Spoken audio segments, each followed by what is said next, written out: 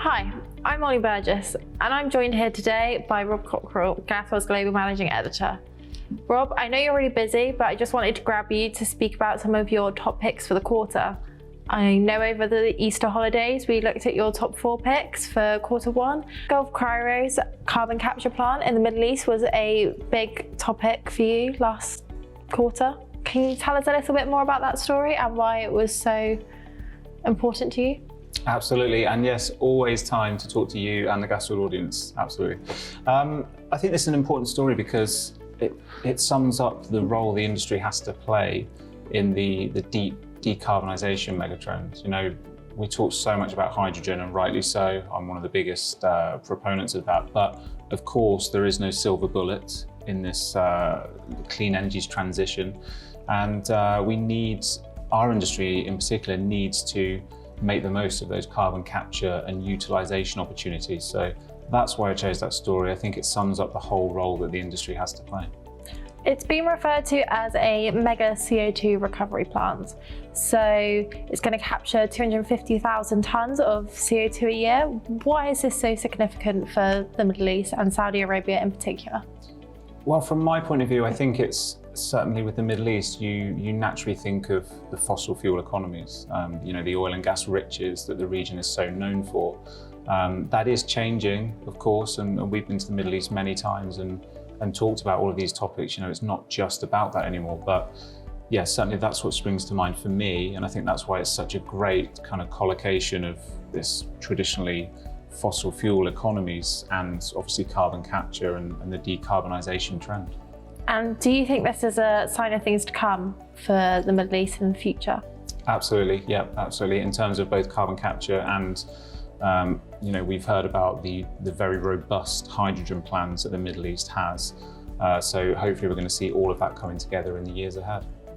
Moving on to pick 2. You chose a medical oxygen story in Manaus in Brazil. Why don't you just tell us a little bit more about this story and why it was so significant to you? Sure, it's a story that's been significant for some time, not just in this quarter, but I mean, clearly, Molly, we've seen in the last 3 months that situation has heightened in Manaus and actually in Brazil.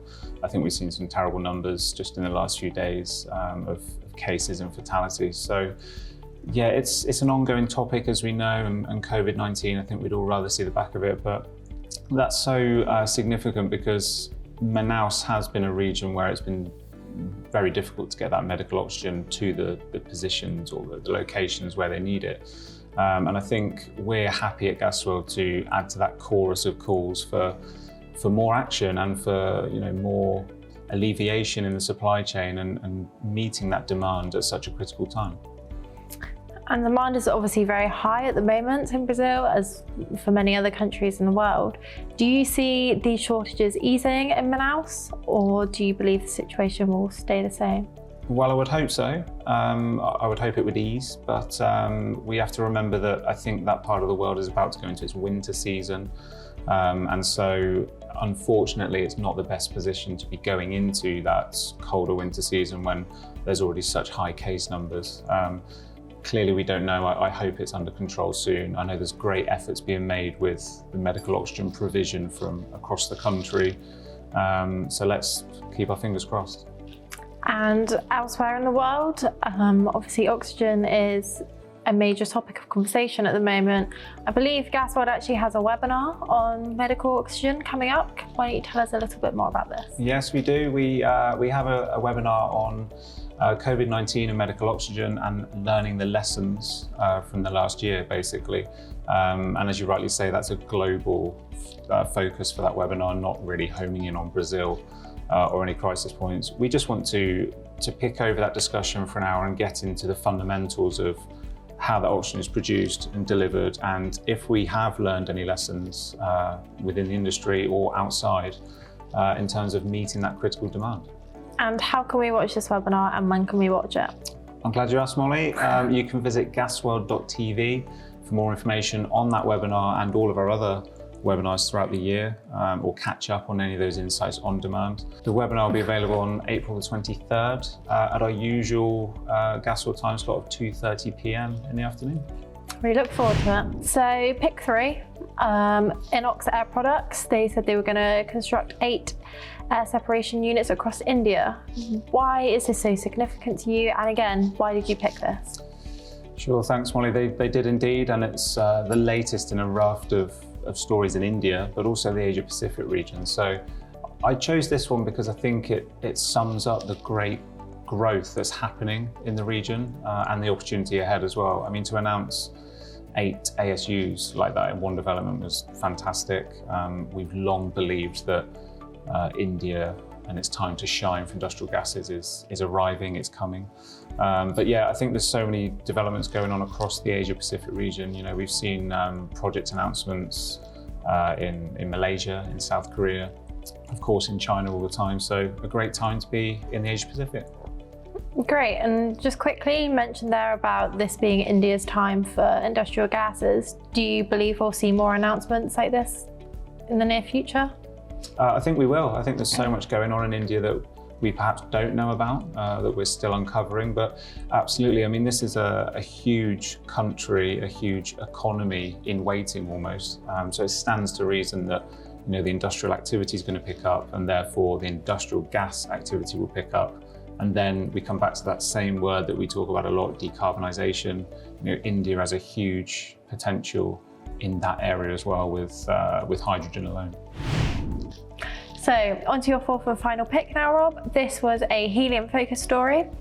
It focused on the lifting of the Qatar embargo and how this will affect the helium supply chain. Why this story? Absolutely, it did indeed. Clearly, we saw last year, we discussed it in our webinars, that helium shortage 3.0 was brought to an abrupt end, thankfully, with the effects of the pandemic. But I think this story is important because it shows that there's a continual easing in the supply chain. Some of the many, you know, global megatrends are easing up slightly. You know, the Qatar blockade was huge, and so to see an end to that, coupled with the slight, you know, ending of helium shortage 3.0, we're just seeing that market breathe a little bit more now, I think, and able to overcome some obstacles that might yet be in the way. And of course, we're expecting the market to change considerably towards the end of the year when we have some new big capacities come online. And whilst this lifting of an embargo is incredibly positive for the helium supply chain, the piece also states that COVID-19 still remains an obstacle. So could you perhaps shine a little light on this? Yeah, I think it remains an obstacle in terms of helium demand, but I mean, there's so much going on in this market right now, and it's about to undergo some pretty significant change. So certainly in my time studying this industry, helium's been a very fickle market. I think it's fair to say it's very vulnerable to certain trends around the world and external headwinds. So you can never be sure, I think it's fair to say, you can never be sure exactly where we sit with the helium markets, but we should have a much clearer picture by the end of this year with some new plants coming on stream. And of course, anyone that's interested can head over to our Helium Super Summit in Houston in December to find out more. Great, we look forward to that. Well, thank you for taking time to talk us through your top picks, Rob. I know you have a very busy schedule, but it was great to hear more about those stories. Absolutely, it's a pleasure, and I hope we can come back in Q2 perhaps. Definitely. But you don't have to wait until the end of quarter 2 to keep up to date with Gasworld's top stories. You can access our website anytime, any day. Stay connected with gasworld.com.